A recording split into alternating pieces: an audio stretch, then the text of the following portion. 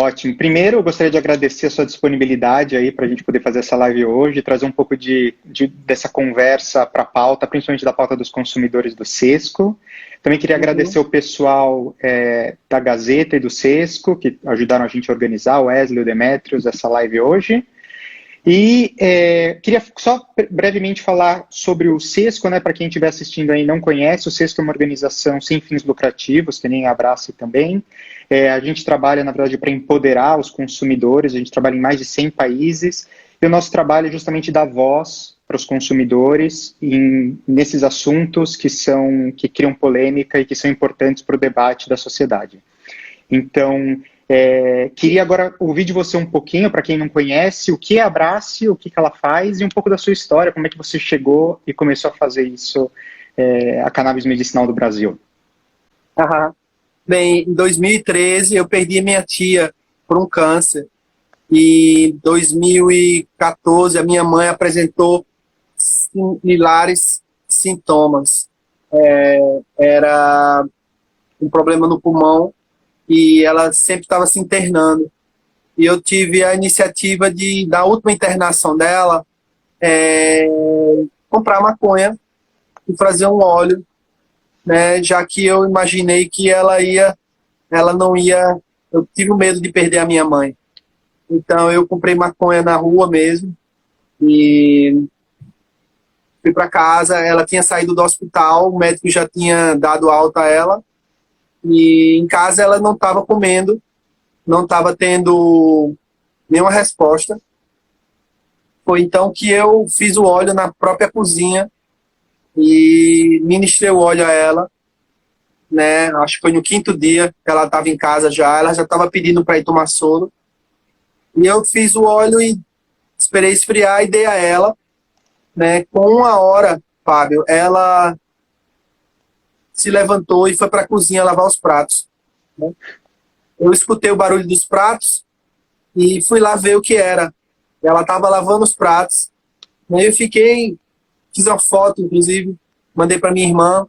Depois ela foi para o Facebook, né?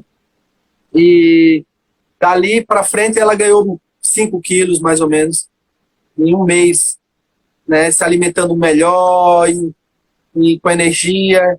E o pulmão dela, que era o problema, que é a bronquitásia, não muito diferente do que o Covid faz, né? Ele danifica o pulmão. E ela precisou de ter respiradores. E até que o pulmão desinflamasse. E aí, quando ela voltou para casa, o que faltava a ela era realmente um estímulo. E a cannabis era esse estímulo. E a partir dali, eu vi um efeito medicinal em casa, né? E eu comecei a buscar na internet sobre cannabis medicinal. E eu encontrei muita coisa nos Estados Unidos naquela época, 2014.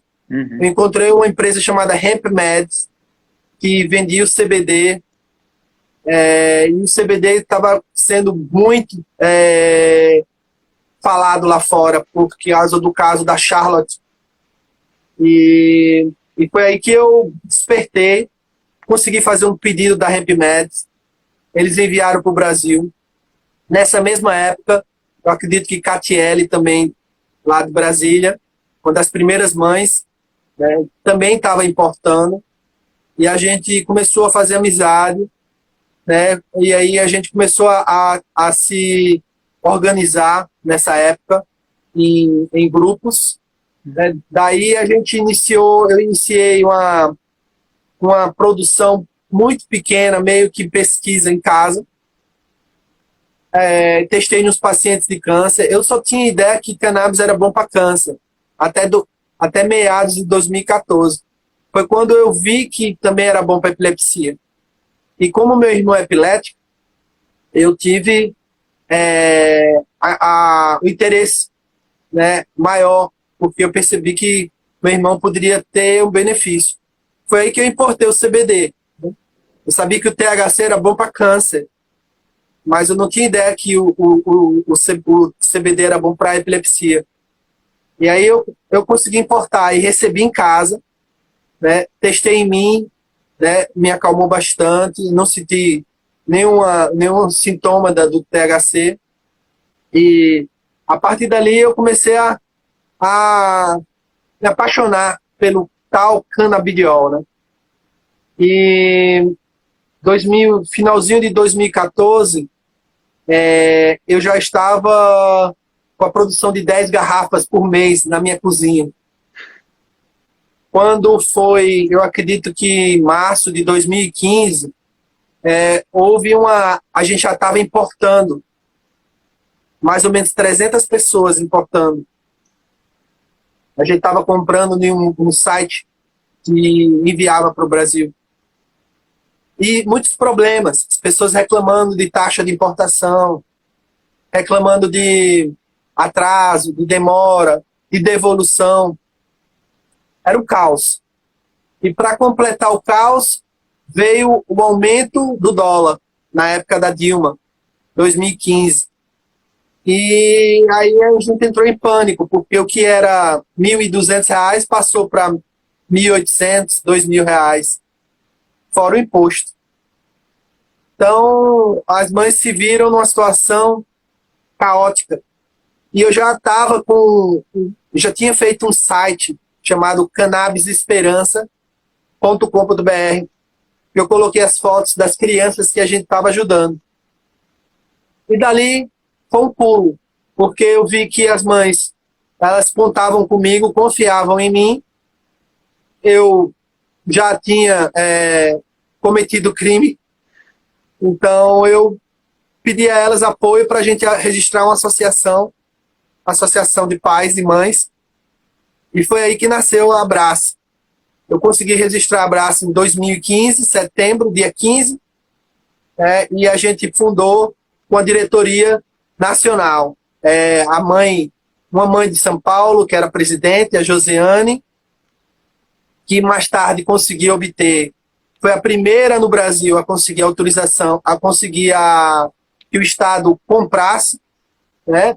Ela mora em São Carlos, e a gente conseguiu que a mãe, até hoje ela recebe do Estado o óleo importado, e aí ela deu lugar para outras pessoas assumirem a associação, né? No caso, quem assumiu a presidência foi Viviane, que é esposa do meu irmão, e a gente tocou a associação. 2015, a gente iniciou o projeto. 2016, a gente organizou e a gente começou a fazer, a partir de janeiro de 2016, eu comecei a fazer o óleo constantemente, né? Sistematicamente, já com algum processo controlado, como a temperatura, o tempo. E a gente alugou uma casa. Na verdade, era minha casa, estava alugada, eu peguei a casa de volta, que é aqui onde a gente está agora, que é o início de tudo. Foi aí que a gente pegou e começou a juntar provas, né? Eu já tinha uma noção de direito, eu sabia que se a gente juntasse provas, né, e mostrasse que o crime que estava sendo cometido era para salvar vidas, eu acho que seria fácil, ou pelo menos seria possível da gente convencer um juiz. E foi isso que eu fiz. Quando eu consegui, em janeiro de 2017, a gente deu entrada, nós tínhamos mais ou menos 250 pacientes usando óleo, e a gente já tinha batizado o óleo Esperança. Tínhamos 155 pessoas com os documentos completos, a receita, laudo, comprovações anteriores, áudios, né, da melhora. Já tínhamos pacientes usando há 1 ano, porque eu comecei a fazer o óleo em 2015. Então, em 2017, 2016, já tinha pacientes usando o óleo há 2 anos praticamente, né? E isso constou nos áudios. Nós gravamos um CD com 6 áudios, os mais contundentes, os mais convincentes, e a gente deu entrada no processo junto com as provas. Em 2017, eu acredito que 15 de janeiro. E aí foi rápido, né? Em abril, graças, eu acredito que uma pressão da mídia, uma pressão dos pais, uma pressão dos ativistas. A juíza se sentiu confortável, né, e até mesmo pressionada de dar a chance, né, como ela falou, né, para que fosse um laboratório, né, ver se daria certo. E graças a Deus deu, né?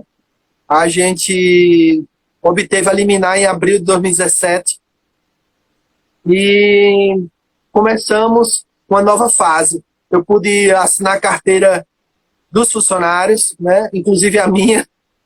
Eu tinha largado o emprego, um concurso público que eu tinha na prefeitura.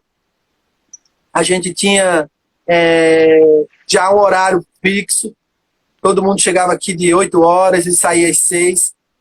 Então, eu perdi o medo, né? Só que houve sequelas, né? Eu passei muito tempo sob pressão. Eu desenvolvi um TAG, eu desenvolvi uma ansiedade excessiva e o medo, o pânico, né, que me fez ter que buscar terapias, buscar psicólogo, porque não é fácil você estar todo dia sendo ameaçado de ser preso, até mesmo algumas pessoas, alguns pais, né, que por revolta da vida, revolta da situação, perde a cabeça e quer prejudicar o outro. Eu fui ameaçado por alguns pais, fui ameaçado por políticos, familiares me desprezaram, meus irmãos não me apoiavam. Na minha família, a única pessoa que apoiou foi minha mãe. E como a gente sabe que mãe, né, sempre está junto, até mesmo nas horas mais difíceis, ela não me abandonou. E aí eu pude continuar fazendo o que eu fazia. Em 2017, em novembro de 2017, a juíza foi e chancelou, dando mérito, né, consolidando a decisão. E aí foi outra vitória, né? Mais uma vez, muita mídia, muita capa de jornal, muito barulho. Em 2018, a gente começou a reformulação aqui. Eu comecei a ter que contratar uma equipe mais profissional. Em 2019, a gente reformulou novamente essa equipe. Eu tive que novamente contar com novos profissionais. E aí eu descobri que em 2018 a gente tinha 20 funcionários, né? Em 2019 a gente já tinha 40 funcionários. E hoje, 2020, eu tenho 50 ou 60 pessoas trabalhando aqui. Somos hoje essa sede que a gente está aqui hoje, que eu vou mostrar a vocês.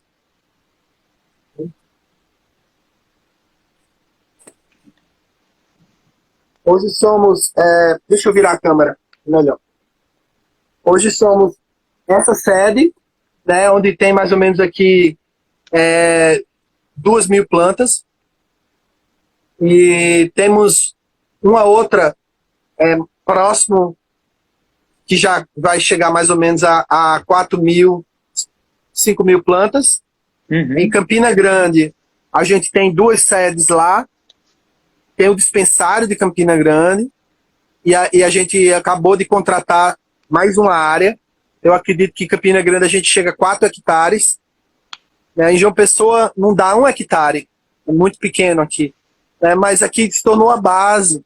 A gente iniciou aqui, então a gente permaneceu aqui, né? Elas estão nessa época de florir. Então, isso aqui daqui uma semana já não tem mais nada. E aí eu posso mostrar a vocês toda a estrutura dessa sede. Né?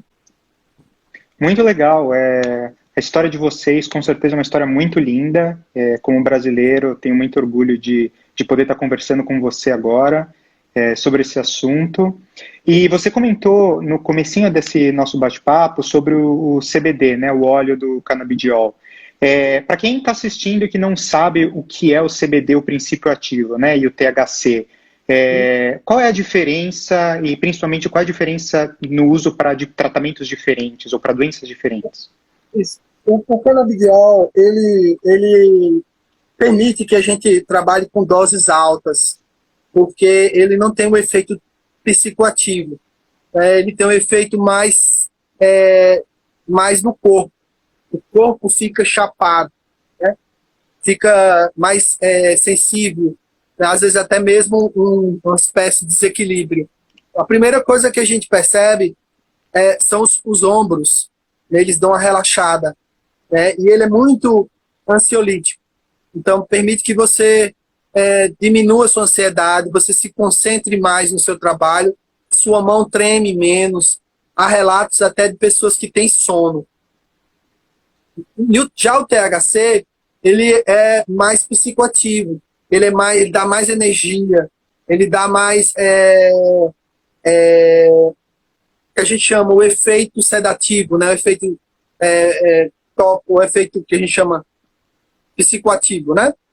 Sim. Então, eles dois em conjunto, eles têm eu acredito, isso é a minha opinião, eles têm um efeito sinérgico maior, né? Inclusive, eles se anulam. Então, quer dizer, o CBD vai diminuir o efeito psicoativo do THC e o THC vai potencializar o efeito ansiolítico do CBD. Então, eu acredito que a gente, quando fala em separar as coisas, a gente está indo pelo caminho errado, né? Eu acredito que o certo é a gente ter casos que a gente precisa dos dois, mas em proporções diferentes, que é o que a gente faz aqui na Abrace, né? A gente tem óleos ricos em CBD, com traços de THC, nós temos óleos ricos em THC com traços de CBD, e nós temos óleos balanceados, nas mesmas proporções, tanto o THC quanto o CBD. Interessante. Eu sei que aqui, por exemplo, na Europa, é super legalizado, principalmente a questão do CBD, a gente pode comprar o óleo, no Canadá, que a gente atua também bastante, a gente tem o CBD em diversas composições, e você falou muito do óleo do CBD, que a gente sabe que tem um uso medicinal e que talvez o formato mais comum, mas ele também pode ser usado como creme, a gente pode produzir o CBD em spray, em outros formatos que não só o óleo, também para outros tipos de tratamento, por exemplo, inflamações. Vocês também fazem produtos além do óleo de CBD? Isso, as coisas aconteceram meio que forçadamente. Eu tive chikungunya em 2017. Eu tive chikungunya. E eu passei 1 mês e meio na cama. E eu acordei, tive um insight, corri para a cozinha, comprei cera de abelha e produzi a pomada, né? E testei em mim, né? Com 5 dias eu tinha já desinflamado as minhas articulações, eu tinha conseguido voltar à vida normal. E foi para mim um divisor de água. Depois a gente desenvolveu o spray nasal, porque a gente tinha muito caso de mães que estavam usando, nebulizando, para ter um efeito rápido. Quando a criança tinha uma crise, ela não tinha como dar o óleo. Então a gente estava orientando elas a nebulizar. E estava dando certo. E teve crianças que passam o dia todo em crise epilética. E a mãe já não tinha o que fazer. Ela tinha que se deslocar para o hospital e era longe. E aí a gente orientava nebulizar e dava certo. Foi aí que eu consegui o fornecedor do sprayzinho nasal e a gente desenvolveu o spray nasal. Existe sim, eu acredito que a cannabis é um dos produtos que mais tem opções, né? Tanto quanto alimentar, quanto medicamentosa, quanto fitoterápica. Eu acredito que a cannabis ela tem esse leque todo. E por isso ela é uma planta que eu acredito que no futuro a gente vai ver diferente. A gente vai ver como ela é realmente, né? Ela é importante para a sociedade, ela é importante para a humanidade. E ela deveria ser, sim, um patrimônio da humanidade. E não o que é hoje, né? Exato, a gente precisa descriminalizar, foram mais de 100 anos de criminalização da maconha, da cannabis, de todos os derivados, E a gente está no momento em que os consumidores eles querem ter a opção justamente de poder sair de medicamentos tradicionais e experimentar novas possibilidades e novos produtos que são inovadores e que precisam de pesquisa. Então, o trabalho que vocês fazem nesse sentido é um trabalho muito bonito. E eu acho que as pessoas estão vendo aqui nos comentários, as pessoas concordam, estão dizendo, parabenizando, dizendo que é muito inspirador o trabalho que vocês estão fazendo. E acho que a minha próxima pergunta quais os tipos de doenças que as pessoas, na verdade, procuram um abraço? Eu sei que a cannabis, no trabalho que a gente faz, no Consumer Choice Center e no Sesco, globalmente, a gente sabe que a cannabis pode ser usada para dor, para depressão, Alzheimer, Parkinson, convulsões, epilepsia, para auxiliar no câncer, inflamações. Quais são o tipo de pessoas que buscam ajuda da organização e da associação da Abrace?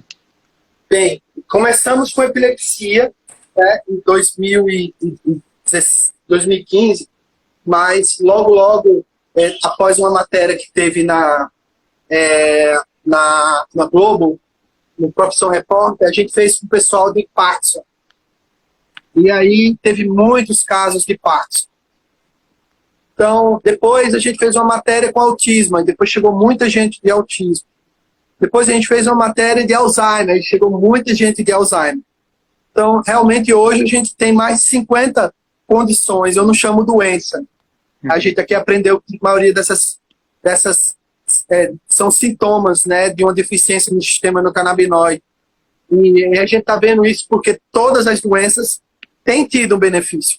Né? Alguém falou aí se a gente está com pesquisas. Né?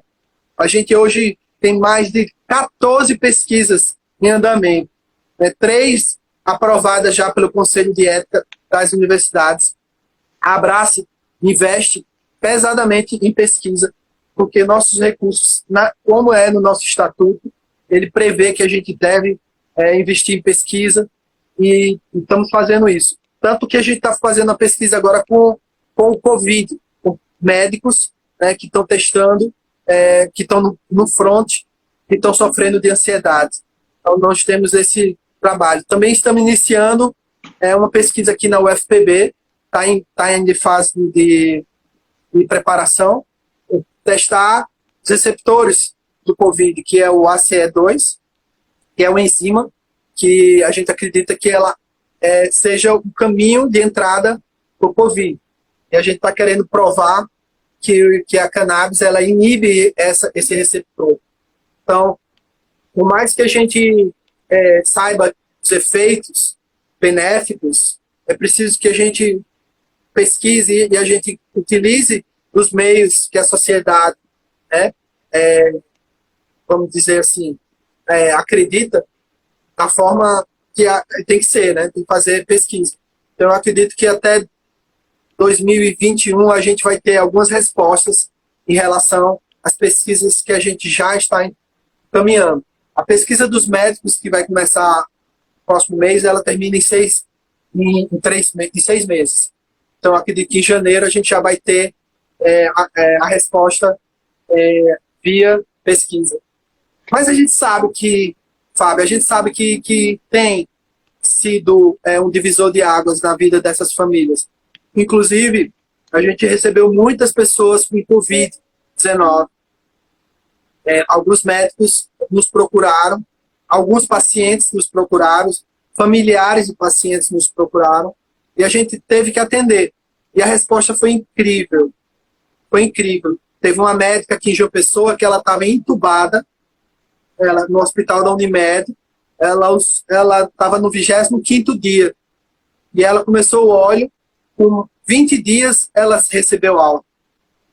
Então, a gente sabe do potencial da cannabis na inflamação, a gente sabe o potencial da cannabis na imunidade, né, e tudo isso está sendo provado no dia a dia. Infelizmente, a sociedade utiliza da ciência para barrar, para impedir, né, ou até mesmo dificultar o acesso, já que a indústria prefere algo que realmente dê lucro. E a gente sabe que a cannabis, ela por mais que hoje sejam estão querendo fazer isso com commodity, né, talvez no futuro ela não seja esse commodity, ela seja realmente um bem, né, onde, digamos, qualquer pessoa pode ter em casa, até mesmo ou numa farmácia, ou numa mercearia, ou numa loja especializada. Eu acredito que esse é o caminho. O caminho mais universal, todas as pessoas vão ter acesso, seja ele de qualquer forma.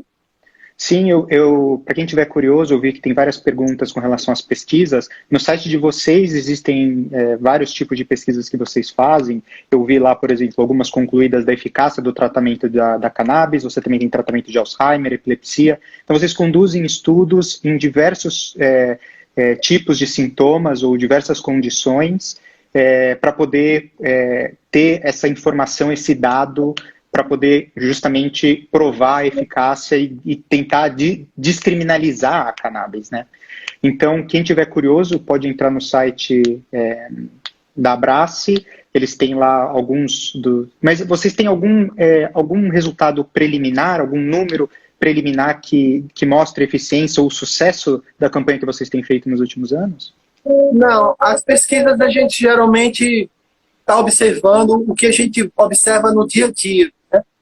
A gente percebe que realmente há um efeito muito benéfico para os pacientes. E o que a gente está tentando agora entender é como a dosagem, né, e como o tipo de planta afeta. E eu já tenho uma opinião meio formada sobre isso. Né? O que funciona para você pode ser que não funcione para mim. Sim. A dose que funciona para você pode ser que não funciona para mim. Então, a gente vai ficar sempre com uma porcentagem aí, meio a meio, de pessoas que têm uma resposta a uma certa dosagem.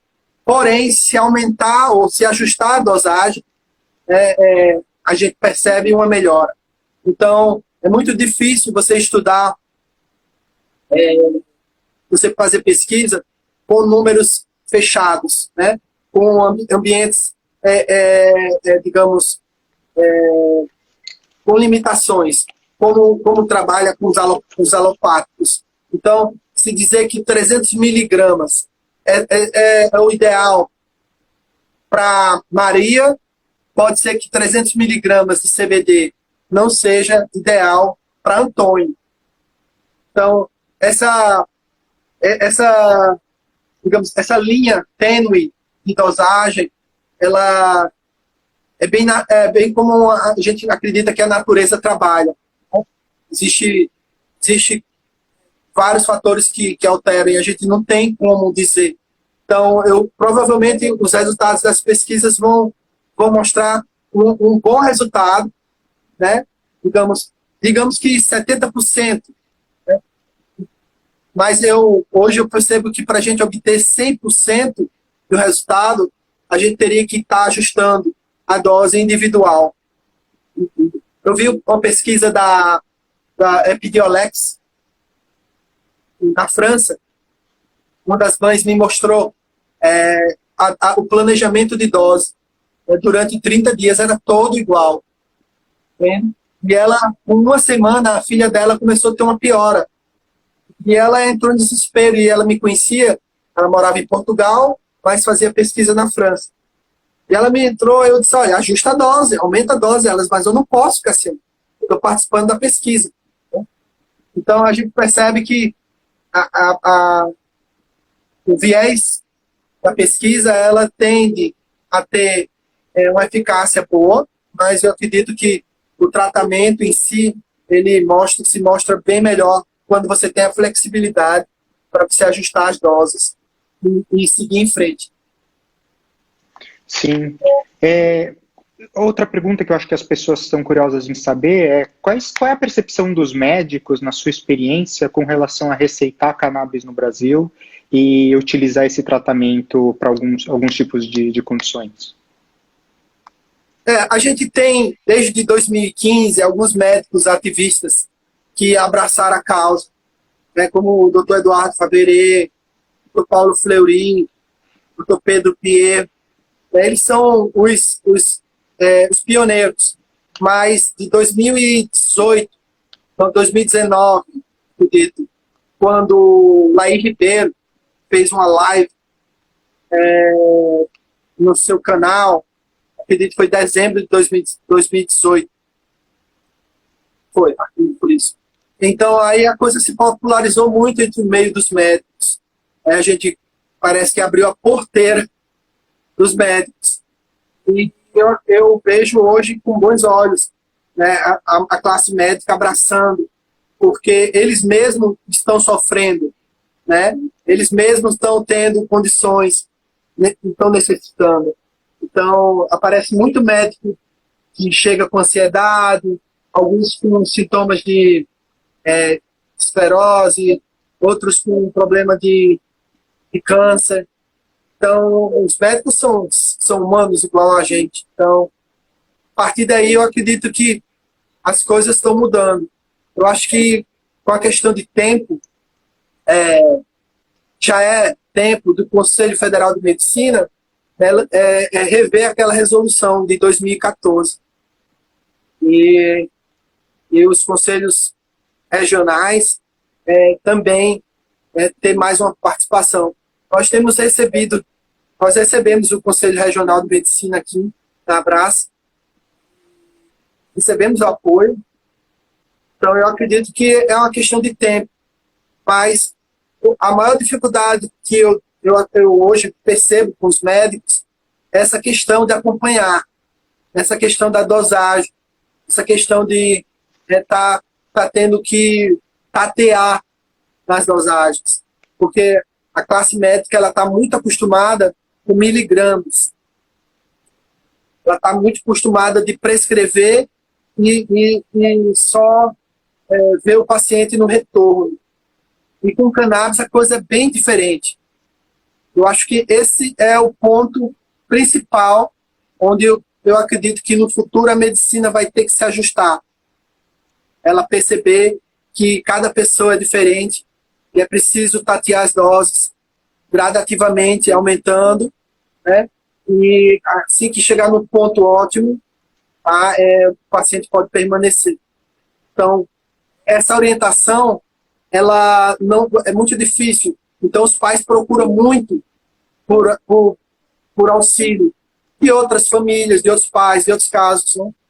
Então, o network da cannabis, né, ele tem sido muito forte. E nisso a gente tem, graças à internet hoje, ao WhatsApp, Telegram, Facebook, eles se empoderaram bastante, os pais. E isso reflete muito da classe médica, que está ficando para trás. Então, eu acredito que os médicos vão ter sim que rever, repensar como trabalhar com a medicina milenar, a medicina que já tem aí digamos, a sua história. Sim, tem uma pergunta aqui que eu recebi, a importação até os meios legais ainda são um caminho de muitas famílias que encontraram para salvar vidas e lidar com doenças crônicas. Você acha que é falta de conhecimento, falta de informação, falta de apoio dos médicos, culpa da legislação? Por que você acha que isso não pega no Brasil como pega, por exemplo, a gente vê os comentários aqui na Europa, nos Estados Unidos, no Canadá, a questão da cannabis, do CBD e dos óleos e dos tratamentos alternativos? O Brasil é um país de pessoas doentes. São 55 milhões, né, de pessoas com doenças crônicas. E a classe médica ela é vista bem diferente da Europa, né, onde os médicos aqui no Brasil têm um status bem diferente dos outros países. Eu acredito que o corporativismo é muito forte. E a indústria ela cooptou bastante esses médicos, com várias comissões, benesses, viagens. Então, os médicos estão acostumados a receber o vendedor ali com aquela maletinha, né, e trazer amostras grátis, e estimular a venda com a farmácia, com o número de código. Então, existe uma estrutura, né, montada aí que funciona e gera muitos milhões. É a maior indústria do mundo. Ganha para a indústria da pele, ganha para a indústria do petróleo. Então, a gente não está falando de algo simples, né? Então, é algo que a gente vai ter que ainda lutar bastante para mudar. Eu acredito que quando 20% dos médicos no Brasil, né, migrarem ou pelo menos prescreverem, eu acredito que são 140, ou são 140 mil médicos, eu não lembro agora. Eu acredito que depois de 20% desses médicos abraçarem a cannabis, eu acho que o resto vai vir. É uma coisa que vem para ficar. A indústria está chegando junto com alguns medicamentos, como a Prat, Dona Dulce, o Levatil, o Mialo, para tentar ver se muda essa dificuldade que a gente tem de importar. Mas o preço do medicamento, ele inviabiliza. Então, nada mudou. É mais do mesmo. Então, a gente ainda vai penar bastante. Eu aposto nas associações como uma solução da sociedade, uma solução livre, independente da sociedade, para resolver um problema do acesso. E a Brás tem sido esse caminhão, né, que tem aberto os caminhos, mas atrás vem gente. Eu acredito que até o próximo ano, talvez, a gente tenha outras associações com a chancela da justiça para poder trabalhar e garantir o acesso. Agora, os médicos, eles vão sempre indicar aquilo que eles não têm medo. Eles vão indicar sempre aquilo que eles conhecem. Mas é importante que o paciente, a mãe, o paciente em si, saiba que ele tem o direito de escolha. Né? Médico é como qualquer outro serviço. Contador, né? Fisioterapeuta, ele pode indicar, mas você sempre tem um poder de escolha. E eu acho que a melhor escolha é aquela que o acesso é mais fácil, mais barato, e que ali não possa, da noite para o dia, ser interrompido por causa de uma alta de dólar, né, por causa de um problema desse tipo. Então, porque a continuidade do tratamento é algo muito importante. Sim, e uma das outras perguntas que eu tenho aqui, que o pessoal está mandando, a gente sabe que a Anvisa atrapalhou bastante o processo para o uso da maconha medicinal no Brasil, mesmo o uso, até para uso recreativo no Brasil, não ser criminalizado. Você acha que o próximo passo para a gente poder ampliar, então, esse acesso seria a flexibilização do cultivo? Eu acho que o Brasil, ele está bem atrasado. Nós estamos 20 anos atrasados dos Estados Unidos e do Canadá e da Europa. Então, a gente ainda vai lutar bastante, né, para chegar lá. A falta de união entre, digamos, os ativistas, entre as associações, a falta de uma voz só nos impede de ir mais rápido. E isso é natural. Eu acredito que o caminho ideal, eu sempre defendi isso e vou continuar defendendo isso, é que a gente faça isso de forma passo a passo. Né? A gente resolve o problema do acesso, depois a gente resolve o problema dos custos, depois a gente resolve o problema da garantia do direito. Então, quando a gente começou a lutar em 2014, a gente estava lutando pelo acesso medicinal. E os ativistas estavam lutando pelo direito à planta, né, fazer o que eles queriam. E isso gerou muito atrito, inclusive várias discussões. Né, os ativistas dizendo que CBD era maconha, e que o CBD vinha da maconha, e que a mãe não adiantava lutar pelo CBD, né? Mas isso Graças a Deus mudou em 2016, 2017. A gente começou a pensar junto e a gente conseguiu aprovar algumas coisas, né? E não vamos parar. Eu acredito que se a gente conseguir agora uma lei nacional que regulamente empresas, associações, e se ela deixar de fora algum outro direito, não quer dizer que acabou por aí. Quer dizer que a gente ganhou um passo, mas que a gente vai ter que continuar lutando, né? Eu percebo algumas críticas de alguns ativistas de renome, dizendo que agora as empresas ganharam, as associações ganharam, os pais ganharam o HC, e aí? Acabou o ativismo? Na verdade, o ativismo continua, né? Quando a gente tem mais um HC, quando a gente tem mais uma associação, quando a gente tem mais uma empresa, né? Então, é a união que vai fazer, né, a gente chegar onde a gente quer. Se você for ver, Fábio, quando a Califórnia regulamentou o uso medicinal, foi em 1996. Foi 20 anos para que o uso recreativo fosse liberado, né? E eu falo uso recreativo, na minha concepção, é a receita. Quer dizer, sem a receita. Então, qual a diferença do uso medicinal e do uso recreativo? Apenas a receita. Então, na Califórnia foi necessário usar a receita para se consumir a cannabis, seja ela de qualquer forma. Então, eles passaram 20 anos para conseguir alterar essa lei, né? E a gente talvez não vá muito diferente deles. Talvez a gente ainda tenha que lutar os 20 anos. Vamos colocar aí desde 2015, quando foi que a Anvisa permitiu importar o CBD. Eu acredito que ali foi o marco. Então, não vai ser fácil, porque a bancada religiosa é muito forte, né? E eles têm muito poder de lobby. E eles estão ali no Brasília para fazer barulho. Então, toda vez que a gente tenta conversar, eles fazem confusão.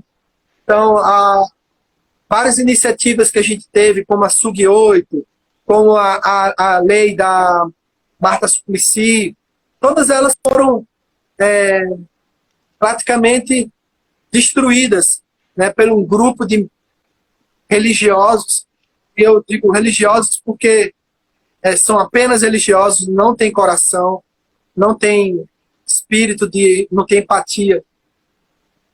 Porque eu me considero um cristão e eu acredito que isso que importa é a empatia, é o amor ao próximo. Então eles não têm isso. Então, eles não estão ali para garantir direito das mães, nem nada. Eles não estão ali, eles estão ali só para falar que a maconha vicia, que a maconha é aquilo. Aquele discurso que a gente já conhece. Então vai ser necessário muita resistência, vai ser necessário muita união e vai ser necessário muito respeito, porque tem hora que a gente pensa em perder a cabeça, né, gritar, mas não vale a pena. Com certeza, eu vejo aqui o pessoal mandando apoio, falando um passo de cada vez. Eu acho que tem que ser assim mesmo. É como a gente também trabalha no Consumer Choice Center, no Sesco. Todos os projetos que a gente pega são projetos assim também cabeludos, que a gente precisa um passo de cada vez e sempre olhar para frente. Bom, a gente está se aproximando aqui de 1 hora já da nossa live. Eu te agradeço tantíssimo de coração, foi um prazer conversar e saber mais desse projeto maravilhoso. Para quem está assistindo, que não conhece também a Abrace, entrou agora, por exemplo, como eles podem fazer para ajudar ou se associar ou apoiar essa organização, essa associação? Bem, a Abrace, ela sempre existiu com o apoio dos pais, das mães, através das taxas associativas, das contribuições, tanto quanto o consumo do óleo. A Abrace hoje ela tem mais ou menos 6.800 pacientes, 6.800 associados. E mesmo assim a gente hoje está investindo pesadamente em estrutura para atender mais. Então, quem quiser ajudar a Abrace, ou pode se associar à Abrace como paciente. E caso não tenha alguma condição, queira apenas apoiar, pode ir na página inicial da Abrace, lá tem Doe Aqui, que pode ajudar a gente a investir mais em estrutura, espaço, pessoal, pesquisa, né, para que a gente possa avançar e chegar onde a gente quer. Parabéns novamente, foi um prazer conversar, espero que a gente consiga fazer uma live de novo, talvez mais para o final desse ano, talvez o ano que vem, mas vamos manter contato, o que vocês precisarem de ajuda dos consumidores e do Centro de Escolha do Consumidor, a gente está aqui para ajudar também. Tá ok, tio. Muito obrigado, Fábio, muito obrigado a Sesco, muito obrigado a todo mundo que está assistindo, e é isso aí, galera, vamos lutar.